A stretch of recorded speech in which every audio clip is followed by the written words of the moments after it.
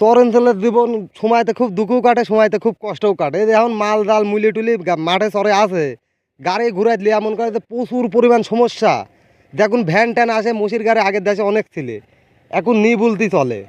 এইসব এসব গাড়ি ঘুরে এখন মনে করেন যে 2000-1500 করে ভাড়া নেয়, তাও কৃষক গাড়ি পায় না এই হঠাৎ পারা রাস্তা খারাপের কারণে। কীরকম কষ্ট মানে প্রচুর আকারে কষ্ট হয়। এখন শুকনি মুগনি হয়ে যায়, তখন আরও একটা বড় একটা কষ্ট আসে, এখন হয় না। কষ্ট মনে করেন যে আষাঢ় মাসের দিন শুরু করি অঘ্রাণ মাস তো নেই, এই 6 মাস 7 মাস কষ্ট হয়। আর এই কলা মলা ধান কাটা লাগে পুষ মাসের দিন শুরু করি, মনে করেন যে আপনার বৈশাখ মাস তো নেই, এই কয়টা মাস আর কষ্ট হয় না। কিন্তু এই কয়টা মাসটা থেকে কাঁচামাল ওঠে না আমার এই দিক। এই কয়টা মাস মনে করেন যে ওঠে খালি সবজি। আমার এই শহরে প্রচুর পরিমাণ সবজি উৎপাদন হয়।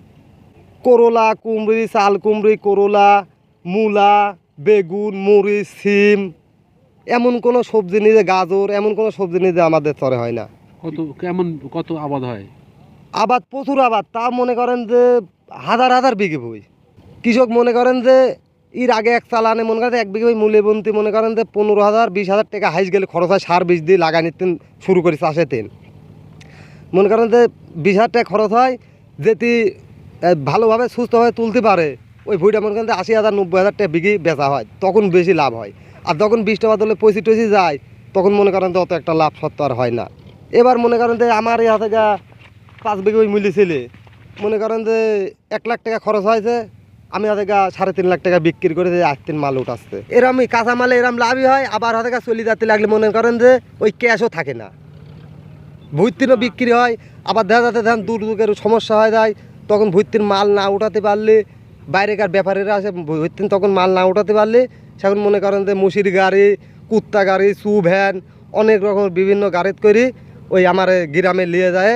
সরকাররা আলহাজমোর কাঁচা বাজার আছে, ওই বাজারে বিক্রি করে অনেক জায়গাতে মনে করেন যে বিভিন্ন জায়গাতে ঢাকা মাকা প্রচুর জায়গাতে মনে করেন যে ব্যাপারে আসে ওই মাল কিনে নিলে টাক বোঝাই দিলে চলে যায়। মূলা লাগাইছিলাম 5 বিঘা। 5 বিঘিত মনে করেন যে ডবলের ছাই একটু বেশি লাভ হয়েছে আমার বর্তমানে। এখন লোকের কি হয়েছে কি না হয়েছে, ক্যাশ 3.5 লাখ ক্যাশ পাইছে। এখন ওই ভুঁইতে আবার মনে করেন যে পিজির আবাদ করবো। আমার নামে বলতে কি জমি নাই কেউ, কিন্তু বাপের আছে 20-25 বিঘা জমি বাপের নামে, বাপের আছে, ওইটাই আবাদ লগিত করি।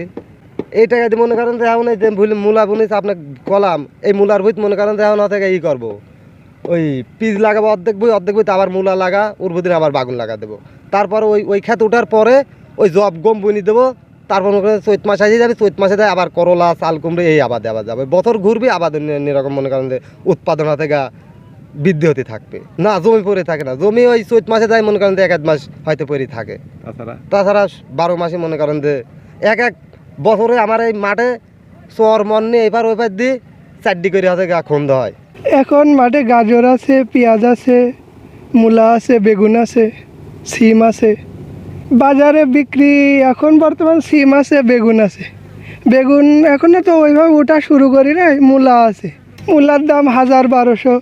লাভ এই মাঠে খরচই বেশি হয়ে যায়, লাভ যেমন তেমন।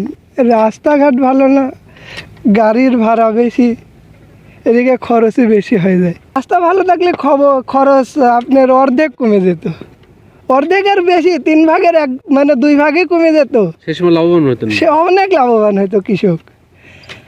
এই ব্রিজ আর আপনার ওই নসিরের ঘাট থেকে এই পর্যন্ত যদি রাস্তা হইতো, অনেক কষ্ট কমে যেত, 4 ভাগের 3 ভাগে কষ্ট কমে যেত। আপনার মহিষের গাড়িতে নিয়ে গেলে 14-15 মন মালে 1400 টাকা খরচ, মন কারা 100 টাকা নেয়।